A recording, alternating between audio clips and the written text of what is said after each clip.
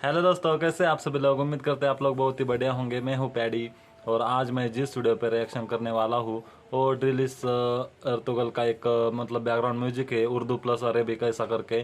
तो ये वीडियो देखने वाले काफ़ी इंटरेस्टिंग लग रहा है वीडियो। और हमारे इस चैनल पे पहली बार आए तो सब्सक्राइब करना ना भूलिएगा और इनके भी चैनल को सब्सक्राइब कीजिए। जिनसे हमने वीडियो ली है उनकी लिंक हम डिस्क्रिप्शन बॉक्स में दे देंगे।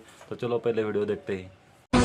أنت حر وراء السجون، أخي أنت حر بتلك القيود، أخي أنت حر وراء السجون، أنت حر بتلك القيود. إذا كنت بالله مستعصما فماذا يضيرك كيد اليهود. أخي إنني ما سئمت الكفاح ولا أنا ألقيت عني السلاح. إنني ما سئمت الكفاح ولا أنا ألقيت عني السلاح. وإن طوقتني جيوش الظلام فإني على ثقة بالصباح، فإني على ثقة بالصباح.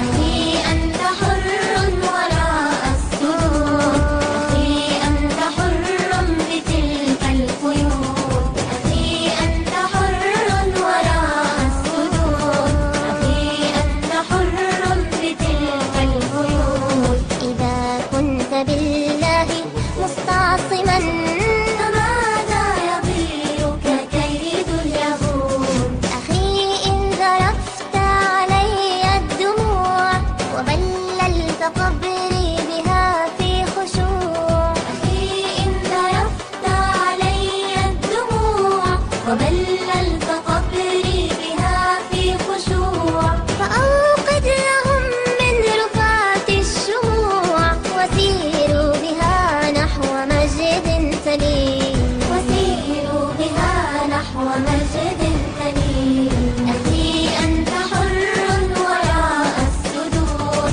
أخي أنت حر بتلك القيود، أخي أنت حر وراء السجون، أخي أنت حر بتلك القيود. إذا كنت بالله مستعصما فماذا يضيرك كيد اليهود.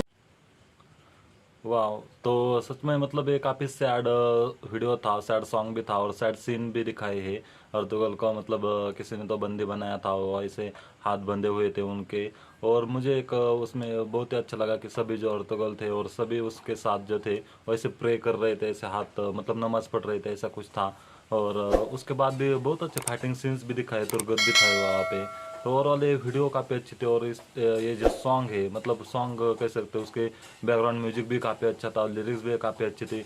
ओवरऑल ये वीडियो भी काफ़ी अच्छा एडिटिंग किया है क्योंकि प्रतीक्षा गई है मायके, क्योंकि हमारे यहाँ नागपंचमी और उसके बाद रक्षाबंधन, भाई दूज का त्यौहार, मतलब हमारे यहाँ अभी त्यौहार 2-3 त्यौहार आए हैं सलग एक हफ्ते या 10 दिन के अंदर।